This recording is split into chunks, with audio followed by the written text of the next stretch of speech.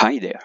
We are here today to talk a little bit about the Eikon Data API and how it will allow you to use your Python script to increase your capability of making analysis of over the market, to getting new insights and to automate some of the work that you may have. To do so, I recommend you to go to the developer portal and do the quick start guide step by step so you can install and start playing with the data that we have on Nikon on your terminal, on your Python terminal. It's important to know that we have a forum that you can go to get your or questions and to understand what people are talking about so you can replicate something that is there. On our developer channel, you have some examples and different ways that people are using our data, so you can try it too.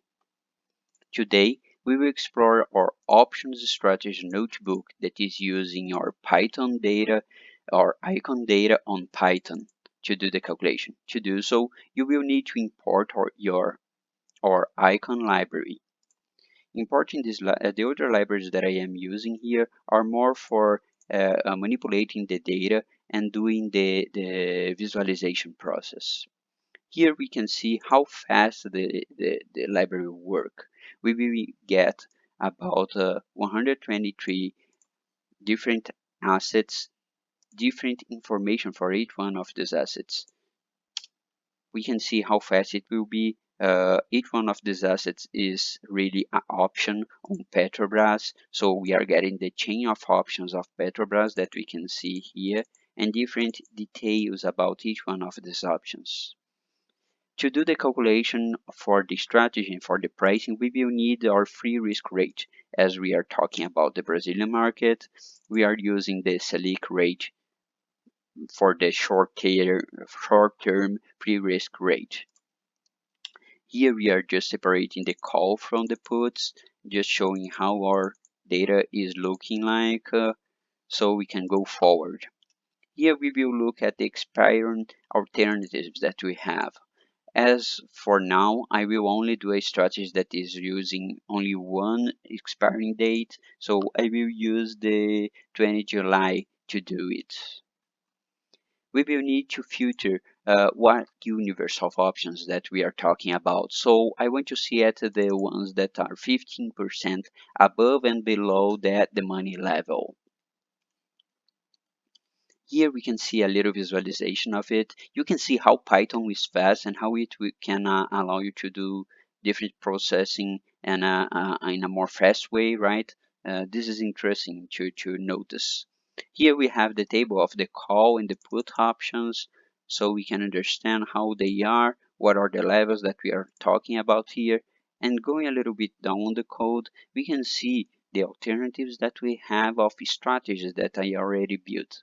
So you can say that, oh, I imagine that the oil market will not have an increase in the volatility. For real, I imagine that it will have a decrease in the volatility on the next months.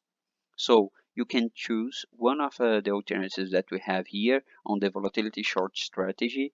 So you can just click it and it will directly send you to the part of the code that have this strategy. So we want to see how the strategy look like. We see what are the positions that we are making in each one of the strategies. Okay, and then we can run. This function here will make the Monte Carlo calculation and then calculate the probability of the scenarios. And then we'll plot you the payoff that you should expect. As we are using here the plotly library, it's nice to notice that we can select and unselect each one of the legs that we have.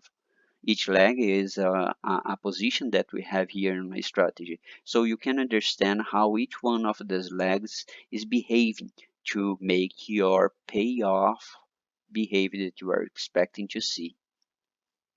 So that's it what we have today. It was nice to see that we can make different ways to visualization, explore the data, and how it's easy to consume the data that we have on Eikon directly on your Python Jupyter notebook. So I hope it will be useful for you and be safe.